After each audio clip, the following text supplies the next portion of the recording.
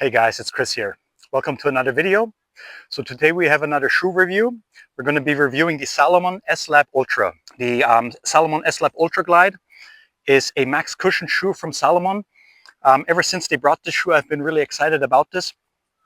I'm a really big fan of max cushion shoes, and I love doing long days and ultra marathons. So max cushion shoes have always been very comfortable for me. I'm a little bit of a bigger guy. I usually pound the pavement and the downhills. So I really benefit from max cushion shoes. So I was really excited about this one. This is the Ultra Glide from SALOMON. They always have been max cushion shoes from SALOMON. They had the Ultra Glide 1 and the Ultra Glide 2, which were max cushion shoes. They had about 30 to 32 millimeters of stack height from heel to toe, about 6 millimeter drop. When they came out with this shoe, I was really surprised because this shoe has about 41 millimeters of stack height and a 6 millimeter drop to 35 millimeters in the front, which is a lot for SALOMON. I always loved SALOMON shoes. They have been very good for technical trails, but they always lacked a little bit of cushioning and bounce in their shoes, which is sometimes a good thing if you run on technical trails. But I was really eager to try this one. This has the Energy Foam from SALOMON, which is which is kind of like a super foam from SALOMON. It has been really good with energy return. As I said, 41 millimeters of stack height, which is a lot. You can see the innovative shape of the outsole here. Yeah, I've been using this shoe for quite some time now. I've run about 350 kilometers in them, just over 200 miles. I actually used this shoe in February in the Transgrancanaria race. I used this shoe for about 125K on that day. They have performed very well towards the end. I've had some issues with the shoe, like with any ultra marathon. After a while, small issues will become bigger issues, and I'll explain to you what those were later. But I've been really happy with this shoe. I still use it today. It's holding up pretty good. You can see the creasing on the foam. I've put a lot of miles in them. They still hold up pretty well. I believe I'm going to do about 600-700 kilometers in them at least before I switch to newer models. But they have been a fun shoe. I've used them on technical trails, on gravel roads. I've even used them on flat gravel runs. So I'll talk to you what I liked about the shoe and what I didn't like so much. When I bought this shoe, I tried them on for I think about a 20-kilometer run before I used them for the ultra marathon. I didn't have any issues with them. They have the lacing system from SALOMON, which is the quick lace system. I've always been a fan of this. Back in the day when I started trail running, I think it was about 2021, my first SALOMON shoe, I think it was the Sense Ride, had the quick lace system, and I was really happy with it. Holds up pretty good for me. If you don't like the quick lace system, yeah, you won't have any choice but to maybe avoid the shoe. And the upper is also very good. I was worried about the upper because it seems a little bit thick, the mesh, but it's actually pretty good. It's not that hot. I think it's pretty breathable. Been happy with that as well. The protection for the from the outsole is also very good for the toes. You know, you're going to be a little bit higher up on the ground, so I haven't been hitting my toes too much with this shoe. This model is actually just called the S Ultra Glide, and if you take the regular model, which is not the S model, it will be just the Ultra Glide 3 because it's the third iteration of the Ultra Glide shoe, if you know what I mean. And they actually came out with a new version of this, the S Ultra Glide 1.5 version. They fixed a few issues this shoe had. I'll explain to you what those are in a bit. But when I started running my ultras, my ultra marathon with this shoe at the beginning, we had some flat kilometers along the beach in Las Palmas. You can watch my my ultra marathon video on Transgrancanaria. It was a really good run. But at the beginning, we ran flat kilometers, and this is where I really noticed the energy foam. I was doing my 5-minute 20 pace, which is really quick for me per kilometer, and I noticed with the energy return, it gave me it is really a fast shoe if you run on flat surfaces. The thing is, after a while, you know, you run longer downhills on these, you'll start to get tired, you'll get sloppier, and that is where you'll notice that the stack height is a little bit too high when you run on technical trails. You'll run left and right, and your ankle might twist a little bit. I never rolled my ankle in this, just to be clear, but it does.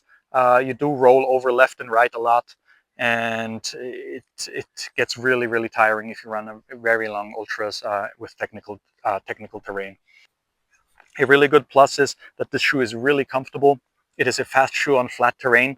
The energy phone is really good. You feel really comfortable in the shoe. It it has these special spheres. I don't know if you can see them. They're kind of like these holes that go into the shoe, and they're supposed to relieve your foot from becoming tired, from fatigue.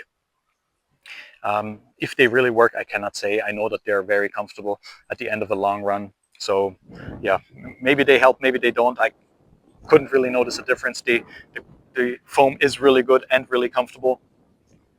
What else? The upper, I love the quick lace system from Salomon. Um, there are just some shoes I like taking to the trails that I feel really comfortable wearing with, and this is one of them. Quick lace system. The upper is really good, a comfortable shoe. And we'll talk about what I didn't like so much about the shoe. The contact grip. It is a good outsole. I do have some issues with Salomon's grip when you run on wet terrain, wet technical trails.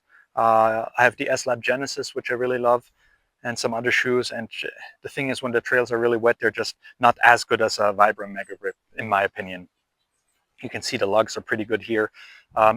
This outsole has been pretty slippery. I've tested it in wet terrain.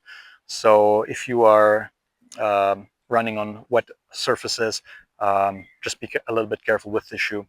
So it does not have the best grip on wet terrain. Otherwise, it's been holding up pretty good. The other thing is, it is a high stacked shoe, which can be positive and also in some cases a negative thing.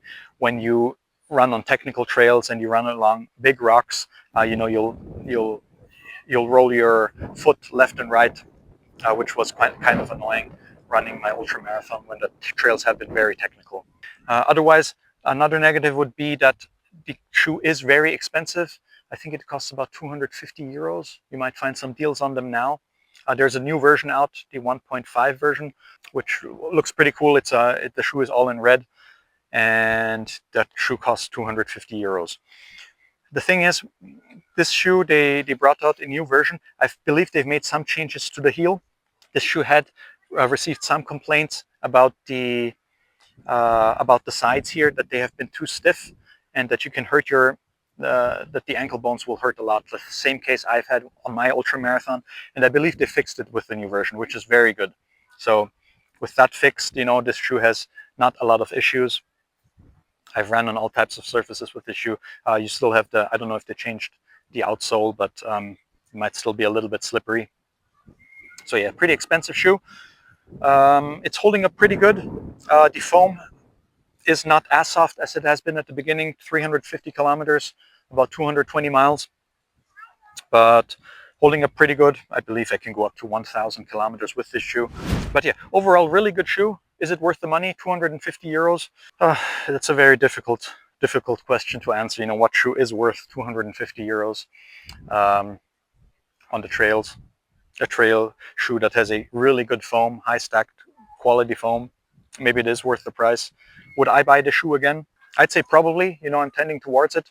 Maybe not for 250 euros. Maybe I'll find a deal that gets me just under 200 euros. I would buy the shoe again, especially with the improvements made on the heel. And I'm not sure what else they improved with the shoe on the 1.5 version, but it is a very good shoe. Salomon S-Lab Ultra. Yeah, hope you guys liked the review. Let me know if you bought the shoe, what you guys think. The Salomon S-Lab Ultra, the Salomon Ultra Glide 3 are very similar. They have the same spheres. I believe they also have a 41 millimeter stack height, but they don't have the super foam, I think. So the foam is also really good, but however, the shoe will cost a little bit less, maybe 190 euros. I'll put in the description what the Ultra Glide 3 cost. I really like it because of the foam. So I'm a big fan of super foams. I love running and bouncing on them. And you can take these on any trails. I've used them on technical trails as well. You'll just have to slow down a bit. If you're a fan of the Salomon S-Lab Ultra 3, it can be a little bit complicated with the names of Salomon. And the Salomon S-Lab Genesis, and you're used to those running on really steep technical trails, then this is going to be a totally different shoe. You're going to have to run a little bit more careful on technical trails with this shoe. It is not very typical from Salomon to bring out this super high stacked shoe, but yeah, I've had a lot of fun with it. It is really good for an ultra marathon, maybe one that's not too technical.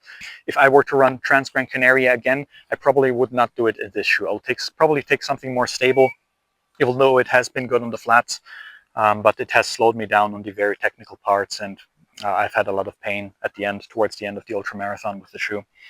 But it would definitely be my choice on other ultra marathons. Thanks for watching, guys. Hope you guys enjoyed the video. Like the video, please subscribe, and we'll come out with more shoe reviews and a ultra marathon hopefully soon. Thanks for watching, guys. See you in the next one.